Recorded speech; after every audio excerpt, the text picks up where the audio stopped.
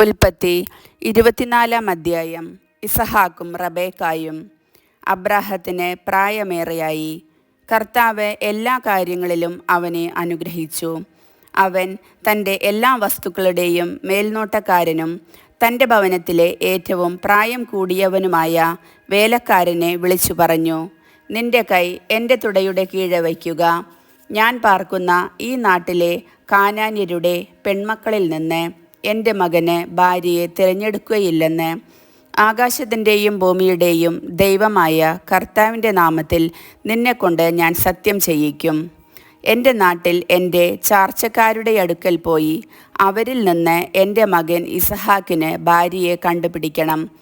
അപ്പോൾ ദാസൻ ചോദിച്ചു, ആ സ്ത്രീക്ക് എന്നോടുകൂടെ ഈ നാട്ടിലേക്ക് പോരാൻ ഇഷ്ടമില്ലെങ്കിലോ? അങ്ങ് വിട്ടുപോന്ന നാട്ടിലേക്ക് അങ്ങയുടെ മകനെ ഞാൻ കൊണ്ടുപോകണമോ? അബ്രാഹാം പറഞ്ഞു, എൻ്റെ മകനെ അങ്ങോട്ട് കൊണ്ടുപോകരുത്. എൻ്റെ പിതാവിൻ്റെ വീട്ടിൽ നിന്നും ചാർച്ചക്കാരിൽ നിന്നും എന്നെ പുറത്തു കൊണ്ടുവന്നവനും എന്നോട് സംസാരിച്ചവനും നിന്റെ സന്തതികൾക്ക് ഈ ഭൂമി ഞാൻ തരുമെന്ന് വാഗ്ദാനം ചെയ്തവനുമായ ആകാശത്തിൻ്റെ ദൈവമായ കർത്താവ് തൻ്റെ ദൂതനെ നിനക്ക് മുമ്പേ അയക്കും. നീ അവിടെ നിന്ന് എൻ്റെ മകന് ഒരു ഭാര്യയെ കണ്ടെത്തുകയും ചെയ്യും. എന്നാൽ ആ സ്ത്രീക്ക് നിന്നോടുകൂടെ പോരാൻ ഇഷ്ടമില്ലെങ്കിൽ എൻ്റെ ഈ ശപഥത്തിൽ നിന്ന് നീ വിമുക്തനാണ്. എൻ്റെ മകനെ അങ്ങോട്ട് തിരികെ കൊണ്ടുപോകരുതെന്നു മാത്രം. തൻ്റെ യജമാനനായ അബ്രാഹത്തിൻ്റെ തുടയ്ക്കു കീഴെ കൈവച്ച് ഭൃത്യൻ സത്യം ചെയ്തു. അനന്തരം ഭൃത്യൻ യജമാനൻ്റെ ഒട്ടകങ്ങളിൽ 10 വിലപിടിപ്പുള്ള ധാരാളം വസ്തുക്കളുമായി പുറപ്പെട്ടു. അവൻ മെസൊപ്പൊട്ടാമിയയിൽ നാഹോറിൻ്റെ നഗരത്തിലെത്തി. വൈകുന്നേരം സ്ത്രീകൾ വെള്ളം കോരാൻ വരുന്ന സമയത്ത് അവൻ ഒട്ടകങ്ങളെ പട്ടണത്തിനു വെളിയിൽ വെള്ളമുള്ള ഒരു കിണറിനടുത്ത് നിർത്തി. അനന്തരം അവൻ പ്രാർത്ഥിച്ചു, എൻ്റെ യജമാനനായ അബ്രാഹത്തിൻ്റെ ദൈവമായ കർത്താവേ, ഇന്ന് എൻ്റെ ദൗത്യം അങ്ങ് വിജയിപ്പിക്കണമേ. എൻ്റെ യജമാനൻ്റെ മേൽ കനിയണമേ. ഞാനിതാ ഈ കിണറ്റുകരയിൽ നിൽക്കുകയാണ്. ഇന്നാട്ടിലെ പെൺകുട്ടികൾ വെള്ളം കോരാൻ വരുന്നുണ്ട്. നിന്റെ കുടം താഴ്ത്തിത്തരുക, ഞാൻ കുടിക്കട്ടെ എന്ന് പറയുമ്പോൾ, ഇതാ കുടിച്ചുകൊള്ളുക, നിങ്ങളുടെ ഒട്ടകങ്ങൾക്കും ഞാൻ വെള്ളം കോരിത്തരാം എന്ന് പറയുന്ന പെൺകുട്ടിയായിരിക്കട്ടെ അങ്ങയുടെ ദാസനായ ഇസഹാക്കിന് അങ്ങ് നിശ്ചയിച്ചിരിക്കുന്നവൾ. അങ്ങ് എൻ്റെ യജമാനനോട് നിരന്തരമായ കാരുണ്യം കാണിച്ചിരിക്കുന്നുവെന്ന് അതുവഴി ഞാൻ മനസ്സിലാക്കും. അവൻ ഇത് പറഞ്ഞു തീരും മുമ്പ് തോളിൽ കുടവുമായി റബേക്ക വെള്ളം കോരാൻ വന്നു. അവൾ അബ്രാഹത്തിൻ്റെ സഹോദരൻ നാഹോറിന് ഭാര്യ മിൽക്കായിലുണ്ടായ മകനായ ബത്തുവേലിൻ്റെ മകളായിരുന്നു. പെൺകുട്ടി കാണാൻ വളരെ അഴകുള്ളവളും കന്യകയുമായിരുന്നു. അവൾ കിണറ്റിങ്കിലേക്കിറങ്ങി കുടം നിറച്ച് കയറി വന്നു. അബ്രാഹത്തിൻ്റെ ഭൃത്യൻ അപ്പോൾ അവളുടെ അടുത്തേക്ക് ഓടിച്ചെന്ന് പറഞ്ഞു, ദയവായി നിന്റെ കുടത്തിൽ നിന്ന് കുറച്ചു വെള്ളം കുടിക്കാൻ തരുക. പ്രഭോ, കുടിച്ചാലും, അവൾ പറഞ്ഞു. തിടുക്കത്തിൽ കുടം താഴ്ത്തിപ്പിടിച്ച് അവൾ അവന് കുടിക്കാൻ കൊടുത്തു. കുടിച്ചു കഴിഞ്ഞപ്പോൾ അവൾ പറഞ്ഞു, അങ്ങയുടെ ഒട്ടകങ്ങൾക്കും കുടിക്കാൻ ഞാൻ വെള്ളം കോരിക്കൊടുക്കാം. അവൾ വേഗം കുടത്തിലെ വെള്ളം തൊട്ടിയിലൊഴിച്ച് വീണ്ടും വെള്ളം കോരാൻ കിണറ്റിങ്കലേക്കോടി. ഒട്ടകങ്ങൾക്കെല്ലാം വെള്ളം കോരിക്കൊടുത്തു.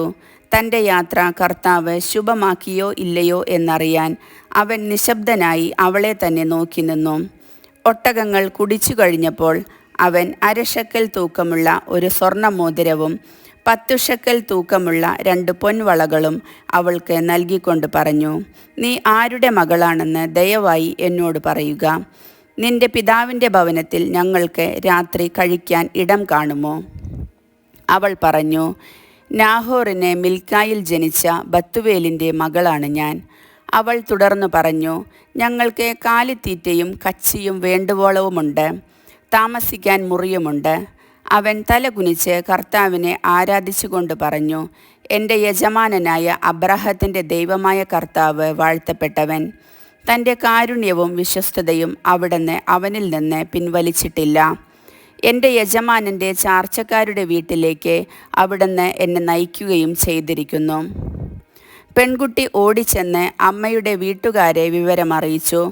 റബേക്കായ്ക്ക് ലാബാൻ എന്നു പേരുള്ള ഒരു സഹോദരൻ ഉണ്ടായിരുന്നു. അവൻ ഉടനെ കിണറ്റുകരയിൽ ആ മനുഷ്യൻ്റെ അടുത്തേക്ക് ഓടിച്ചെന്നു. മോതിരവും വളകളും സഹോദരിയുടെ കൈകളിൽ കാണുകയും ആ മനുഷ്യൻ ഇങ്ങനെ എന്നോട് സംസാരിച്ചു എന്ന് അവൾ പറഞ്ഞതു കേൾക്കുകയും ചെയ്തപ്പോൾ ലാബാൻ അവൻ്റെ അടുത്തേക്ക് ചെന്നു. അവൻ അപ്പോഴും കിണറ്റുകരയിൽ ഒട്ടകങ്ങളുടെ അടുത്ത് നിൽക്കുകയായിരുന്നു.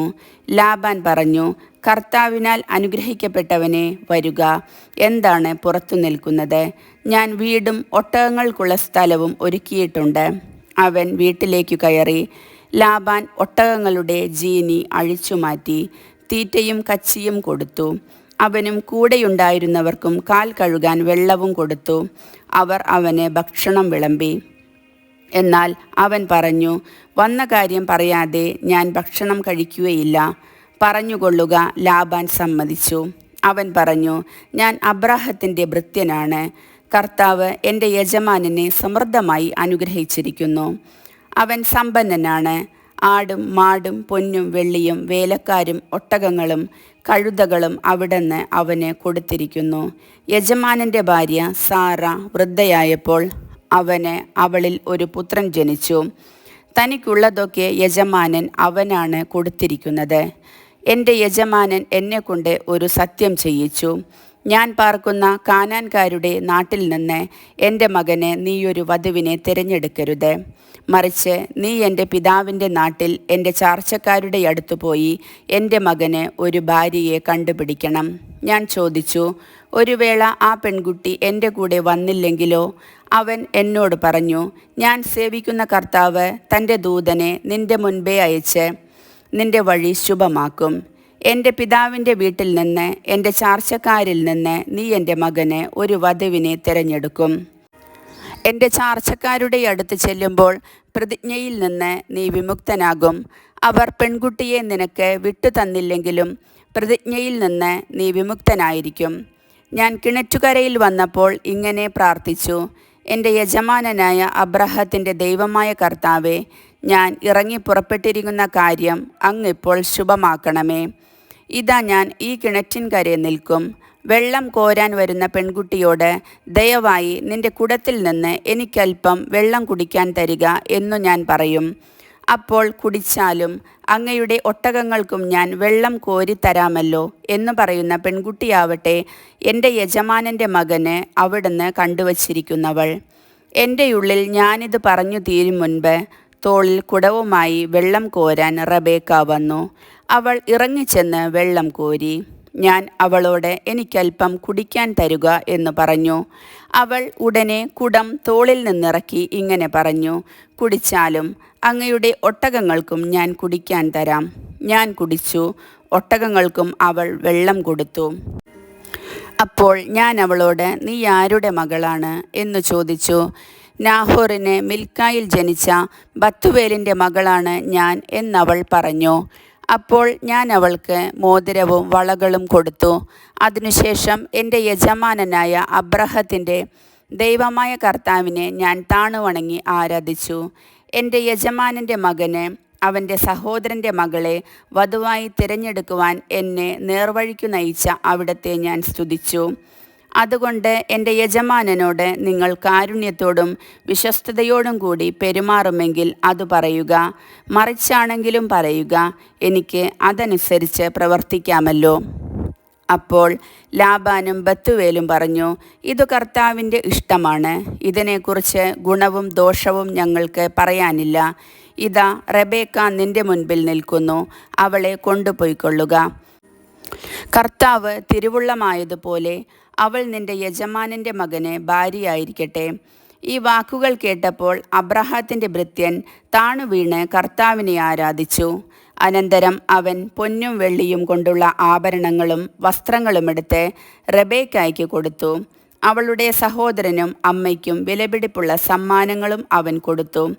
അവനും കൂടെയുണ്ടായിരുന്നവരും ഭക്ഷിക്കുകയും പാനം ചെയ്യുകയും ആ രാത്രി അവിടെ ചെലവഴിക്കുകയും ചെയ്തു. പുലർച്ചയ്ക്ക് എഴുന്നേറ്റ് അവൻ പറഞ്ഞു, എന്നെ യജമാനൻ്റെ അടുത്തേക്ക് തിരിച്ചയക്കുക. അവളുടെ അമ്മയും സഹോദരനും പറഞ്ഞു, കുറച്ചുനാൾ കൂടി 10 ദിവസമെങ്കിലും അവൾ ഇവിടെ നിൽക്കട്ടെ, അതു കഴിഞ്ഞ് അവൾക്ക് പോകാം. അവൻ പറഞ്ഞു, എന്നെ താമസിപ്പിക്കരുത്.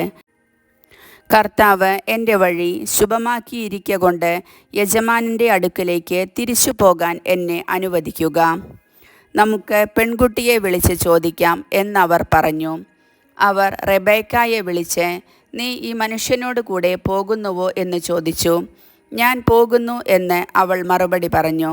അവർ അവരുടെ സഹോദരി റെബേക്കായെയും അവളുടെ തോഴിയെയും അബ്രാഹത്തിൻ്റെ ഭൃത്യനോടും അവൻ്റെ ആൾക്കാരോടും കൂടെ പറഞ്ഞയച്ചു. അവർ അവളെ ആശീർവദിച്ചു പറഞ്ഞു, നീ ഞങ്ങളുടെ സഹോദരിയാണ്.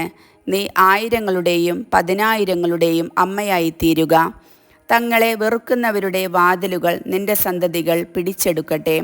റെബേക്കായും തോഴിമാരും ഒട്ടകപ്പുറത്തു കയറി അവനെ അനുഗമിച്ചു.